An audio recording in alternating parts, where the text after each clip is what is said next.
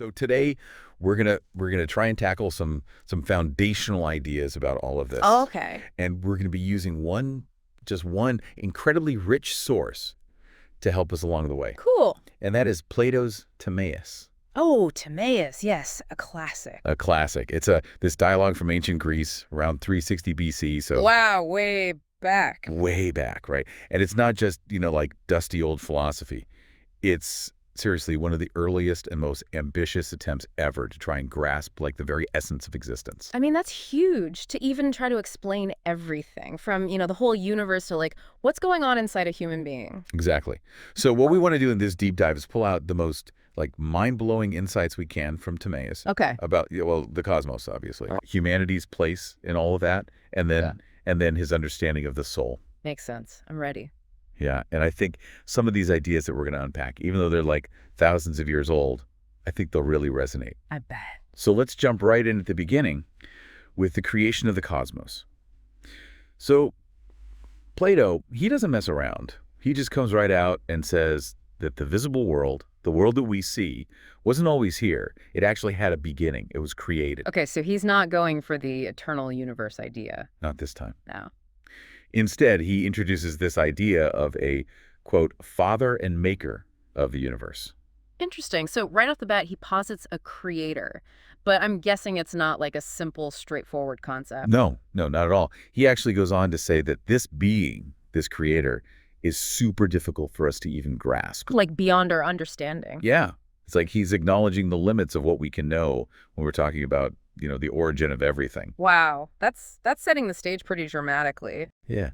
And I think it's important because this idea of like a prime mover, a first cause, Right. it's going to echo throughout, centuries of philosophical and theological thought. That's true. It's like a seed that he planted right there. Okay, so we've got a creator who may be beyond our full understanding. Okay. But then Plato tells us that this creator didn't just like randomly make stuff up. He didn't just snap his fingers and poof, there's the universe. So there was a plan, like some kind of order to it. Exactly. He looked to an eternal and unchangeable pattern when forming the world. It's almost as if like the cosmos that we see and experience is a copy, a reflection of something perfect and timeless. Kind of like, I don't know, you think about an architect following a blueprint to create a building. Right. Here, that blueprint would be what Plato calls the forms. Ah, the forms, yes. Which are these like perfect abstract ideals existing beyond our physical reality. Okay. So not just a random creation, but based on some kind of perfect model. Right.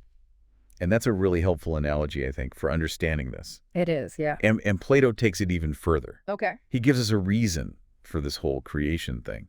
And that reason is goodness. Goodness.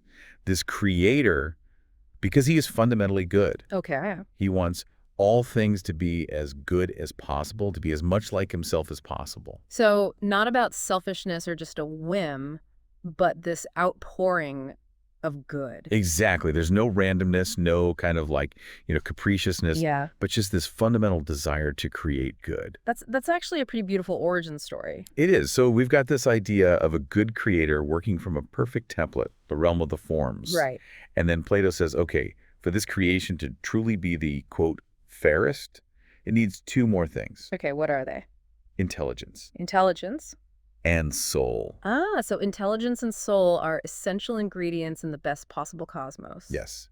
But why? Why are those two things so important in his view? Well, so Plato, he reasons that, an unintelligent whole, like a universe without intelligence, would just be inherently less perfect than one that has intelligence. Right. Makes sense. And then crucially, he links intelligence to the soul. He says you can't have one without the other. Oh, interesting. So in his view, giving the universe both a soul and intelligence was like a necessary step in making it the most excellent creation it could be. Wow. A cosmos that was capable of understanding, of order, of purpose. And that's really key because this whole concept of a world soul, it becomes this central idea in his entire view of the cosmos. A living, intelligent universe. Which leads us to this next really kind of mind-bending idea, which is that the world, the entire world, is a single living creature. Whoa. Okay, hold on. So not just intelligent, but actually alive. Alive, like an organism. That's a huge jump from how we typically think about the universe, even today. Oh, yeah. And he says it was, endowed with soul and intelligence by what he calls divine providence. So like a deliberate act of creation. Exactly. This purposeful, good, guiding action of the creator. And then he's very specific about this. Okay. He says there's only one world, not many. Oh, interesting. So why is that? Why just one? Because he goes back to that idea of the perfect original, the form of cosmos. Uh-huh. He says if the created world is truly a perfect reflection of that form, Right. then there can only be one. Because if there are multiple worlds, then the true perfect original would have to be like something even bigger that holds all those worlds. Yeah. And then each individual world would just be like an imperfect copy of that larger concept. Okay, so one perfect model leads to one created world. One world. Okay, so we've got this living, breathing, intelligent, singular universe with a soul. It's a lot to take in. I know. But, we got to ask, what's it made of? Right, the cosmic ingredient. Yeah, what's the actual stuff? Well, he tells us that it's primarily made of fire and earth. Okay, fire and earth. With water and air acting as, like, the glue that binds them together. Okay. But what's really interesting is the emphasis on proportion, like how much of each element is there. Right. And he pulls from Pythagorean ideas here. Okay. About the universe being mathematically harmonious. Yeah. He believed that these elements were all linked by like specific mathematical ratios. Oh, wow. That created a stable and unified whole, something that wouldn't just fall apart easily. Mm. And he even suggests that the creator used up the entirety of each element that was available. Like there wasn't any fire or earth left over. It's very neat and tidy. It is. And, this idea of like these fundamental elements making up everything, that was super influential for like early scientific thought. Oh, totally. Okay, so we got the ingredients. What about the shape of this universe? Yes, the shape. Yeah. And of course, it's not just any random shape, right? I'm guessing not. No. Plato, he's all about perfection, remember? So he argues that it has to be a sphere, the most perfect and encompassing of all shapes. A sphere. Because a sphere, it's symmetrical in every direction. It doesn't need any extra parts or, like, things sticking out. Streamlined. Totally. And he points out, like, think about it. A perfect sphere wouldn't need things like eyes or ears. Why not? Because there would be nothing outside of it to see or hear. Right, because it's everything. Exactly. And similarly, it wouldn't need to eat or get rid of waste because there's no outside environment to interact with. It's self-contained. Perfect. Completely self-contained.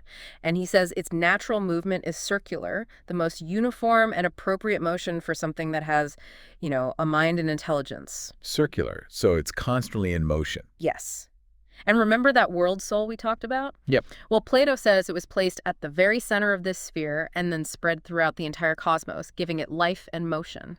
So the soul isn't just inside of us, but it's like a fundamental part of the entire universe. Exactly. It's woven into the fabric of reality itself. Wow. Okay. Now, he also talks about the creation of the soul itself. Yeah. So it didn't come after the body of the universe, right? Yeah. No, not at all. Plato's very clear about that. The soul comes first. Okay. He emphasizes that it was created before the physical body of the cosmos, the actual material stuff. Okay. So why? Why is that order so important? Because he believed that the more excellent thing should naturally come first. The soul is older and more excellent than the physical universe. Right. And he gets into the composition of the soul, describing it as this amazing blend of the, quote, indivisible and unchangeable, which represents the realm of the perfect forms. Okay. And then the, quote, divisible and material, which is the physical world we experience. The soul is kind of like a bridge between those two realms. Exactly. It's this intermediate essence, something that connects those two fundamental realities. Okay. And he even gets into some, like, pretty complex mathematical divisions of this essence. It shows how important this idea of order in mathematics was to his whole worldview. So the soul is this bridge, but what's its actual job? Like, what does it do on a cosmic level, and I guess on our level too? Well, Plato says that the soul has this crucial function of perceiving sameness and difference. Sameness and difference. Yeah.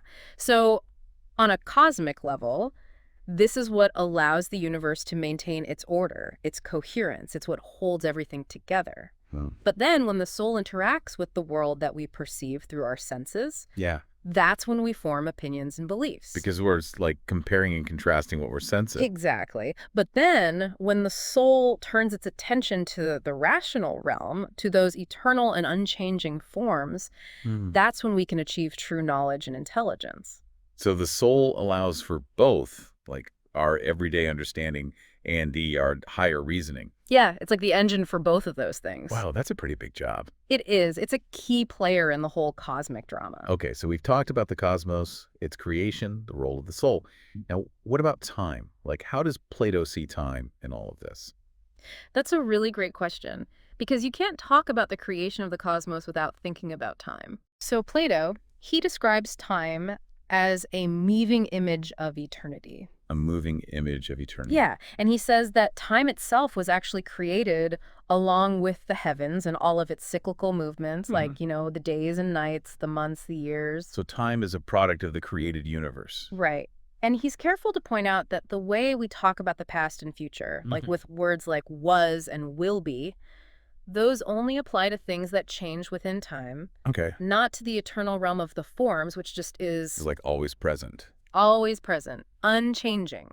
So for Plato, eternity is this state of unchanging unity. Okay. While time is its dynamic, ever-flowing reflection. That's so interesting. So time is almost like a byproduct of the universe being in motion. In a way, yeah. It's how we perceive change within something that is ultimately a copy of the eternal. Okay. And last thing about this section on the cosmos. Yeah. It mentions all these different species within it. Right, right. So Plato, he lays out this hierarchy of beings. At the top, you've got the heavenly gods.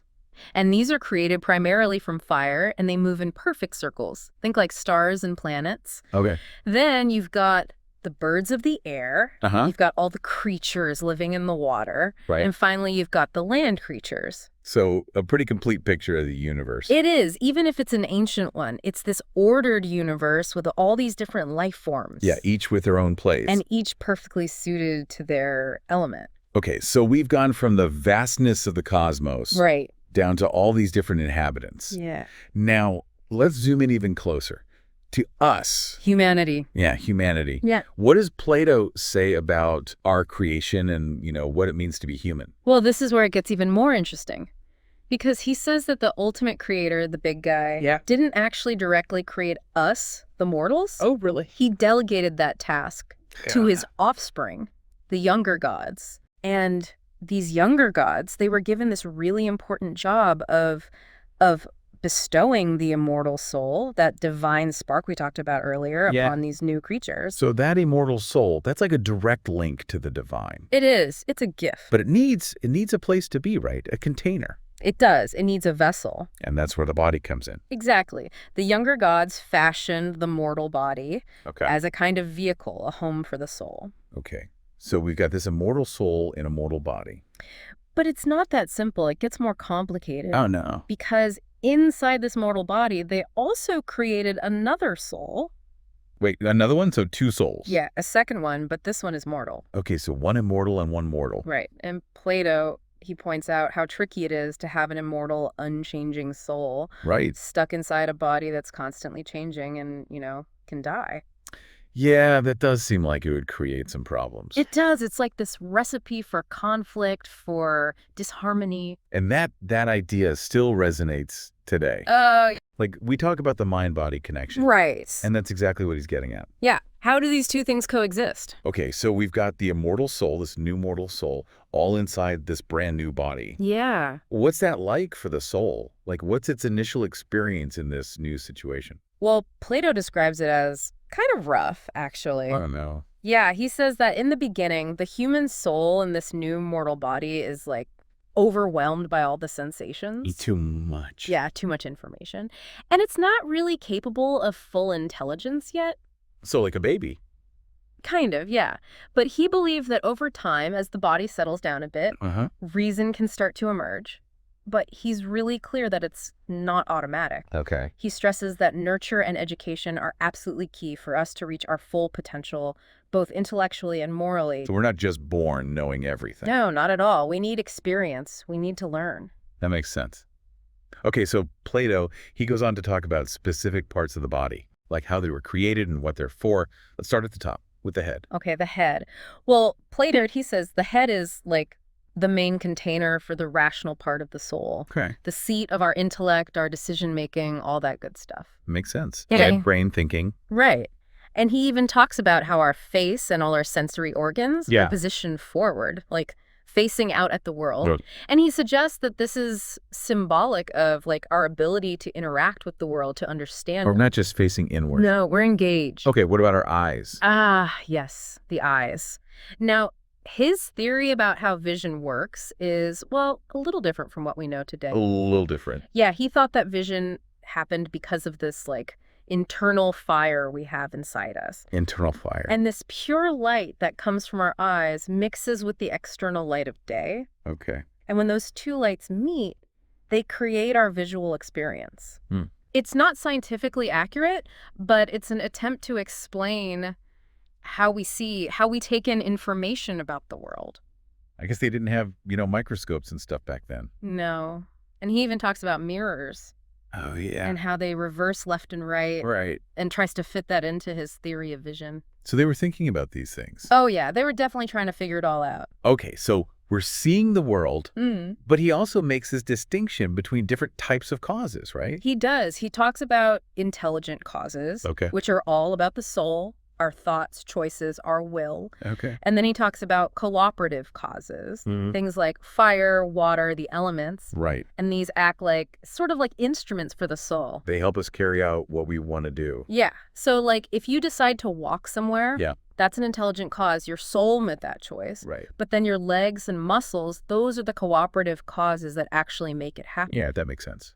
And he's careful to point out that we shouldn't mistake those cooperative causes, like our bodies, for being the primary drivers of our actions. It's the soul that's in charge. Exactly. The soul is calling the shots. Okay, now we were talking about the mortal soul earlier, and you said it was divided into parts, different parts of the body. Exactly. He thought it was like a 3-part system. Okay. And the highest part of this mortal soul, that's all about courage, spirit, our sense of honor. Okay, our brave side. Yeah. And he puts that in the breast, connected to the heart. Okay, that makes sense. And he says its job is to mediate between the rational, immortal soul up in the head and the lower desires, which are down below. So keeping the peace between the head and the gut. Basically. Yeah. And then you've got the lower part, the desiring part. Right, the one that always wants stuff. Yes. Yeah. This is the part responsible for all our appetites, our urges, our basic needs. Okay. And he puts that between the midriff and the navel. And he actually compares it to a wild animal that needs to be constantly fed and controlled. That's a pretty vivid image. It is, right. Okay, so we've got the head, the heart, the gut. Yeah.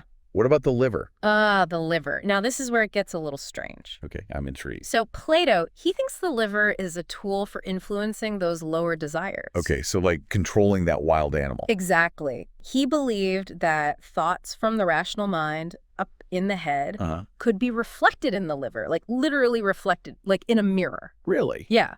And if those reflections were like smooth and bright, that meant positive influences. Good stuff. Okay. And those led to feelings of pleasure and happiness. Makes sense. But then if the reflections were dark and murky, like bile. Oh, yuck. Yeah, then that meant negative influences, and those led to feelings like anger and fear. Wow, so the liver's like a mood ring. Kind of, yeah. And he even goes so far as to say that because the liver isn't really capable of reason, it's more susceptible to divine inspiration, especially during sleep. So like prophetic dreams and stuff. Exactly. Yeah. And this all ties back to like ancient Greek beliefs about how the body, all those fluids and stuff. The humor. Yeah, the humors could actually affect the soul, not just the body. Wow, that's really interesting. It is. It's a very different way of thinking about the connection between our physical and mental states. It's very holistic, though. It is, yeah. It's all connected. Okay, so we've got all these organs and parts. What about the framework of the body? Oh, he talks about that too. Bones, marrow, all that. Yeah, so he starts with marrow. Okay. And he says marrow is like the fundamental bond between the soul and the body. Okay. And it's kind of like a universal seed that contains the essence of the soul. Wow. But he makes a distinction between the marrow in the brain, okay, which he sees as like the special container for the divine rational part of the soul, Uh-huh. and then the marrow everywhere else, which is more connected to that mortal soul. Okay, so 2 types of marrow. Right. And then he says that bones are formed from this purified earth that's mixed with marrow. Yeah, okay. And it becomes super strong and durable, giving the body its structure. The scaffolding. Exactly. And then you've got the sinews, which are made from bone and a kind of like less refined flesh. Less refined. Yeah.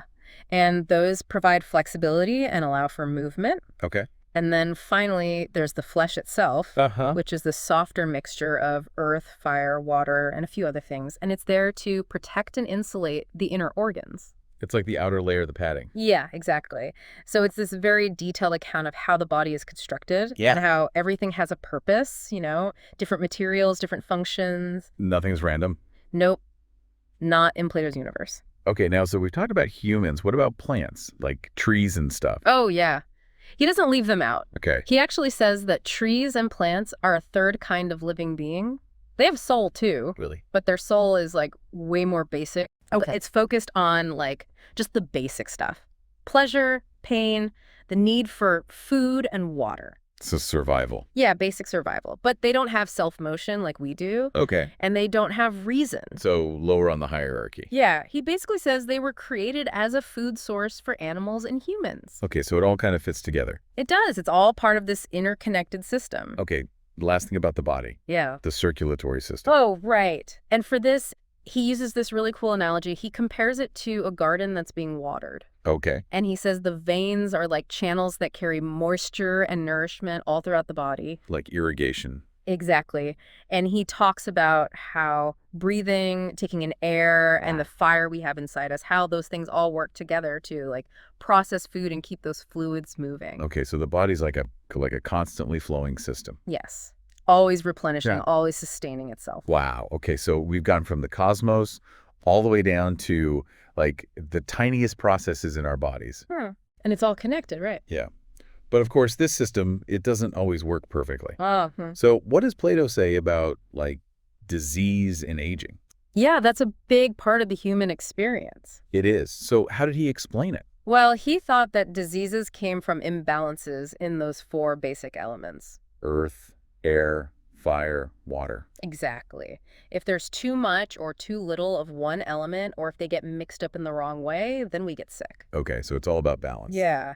And he also thought that diseases could come from, like, eating the wrong stuff, Basic. or if the normal process of, like, how our tissues get made, if that gets messed up. Oh, so like the body isn't making things properly anymore. Right. Okay, what about aging? We all get older. He says that aging happens because those triangles we were talking about, those basic building blocks of the elements, Yeah. they start to weaken over time. Like they wear out? Kind of. They lose their sharpness, and they can't process nourishment as well. Okay, So the body slowly starts to decay. that makes sense. And eventually, this leads to death. It does. He describes death as like the natural separation of the soul from the body, Okay. when those bonds holding the marrow together just can't hold on any longer.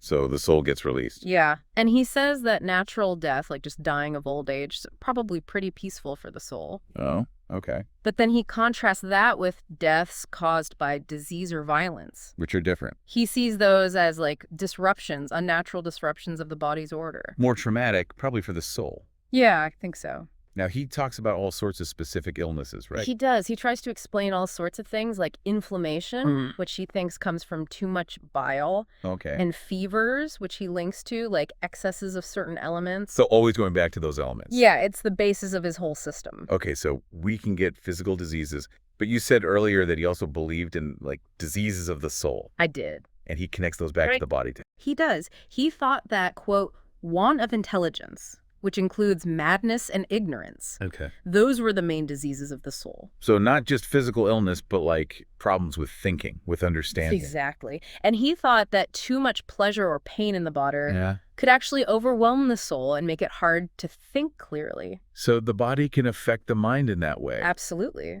And he even says that, like, what we see as bad behavior, evil actions, he thinks that often comes from an unhealthy body or a bad education. Wow. So not necessarily because someone is like inherently bad. Right. It's like things are clouding the soul's natural goodness. Interesting. So it's this really complex interplay between the physical and the mental. It is. And he emphasizes, like, over and over how important it is to keep those things balanced. To have a healthy body and a healthy mind. Yeah. He talks about, doing intellectual stuff, thinking, philosophy. Yeah. But also taking care of your body, exercising, eating well. It's a very modern idea. It is. He was way ahead of his time in that way. Okay, so let's shift gears a little bit and talk about like what happens to the soul after death. Okay. Or even before death. Plato talks about this journey of the soul, right? Yeah. And how it can change, how it can transform. He does. And this is where he really emphasizes the divine nature of that rational part of the soul. The one we get from the Creator. Exactly. The part that connects us to the eternal. And what about the people who like focus on that part? He contrasts them with the people who are driven by their physical desires, their appetites. Okay, so two different paths. Yeah. He says that the people who dedicate themselves to knowledge and wisdom, they achieve a kind of lasting existence, a kind of immortality. Through their minds, through their understanding. Yeah, because they've aligned themselves with those eternal truths.